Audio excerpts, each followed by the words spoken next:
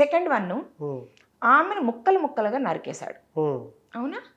ముక్కలు ముక్కలుగా నరకటానికి మనకు ఈ మటన్ షాప్లోనో చికెన్ షాప్లోనో ఒక దొంగను కత్తి ఉంటుంది కదా, అవి రెండు అక్కడ దొరికాయి. అవునా? ఈ రోజు ఇప్పుడు నువ్వు ఆవేశంలో కొట్టావు, మరి అవి రెండు నీకు ఎక్కడి నుంచి వచ్చాయి అప్పటికప్పుడు? ప్లానింగే కదా, కనిపిస్తోంది కదా క్లియర్గా.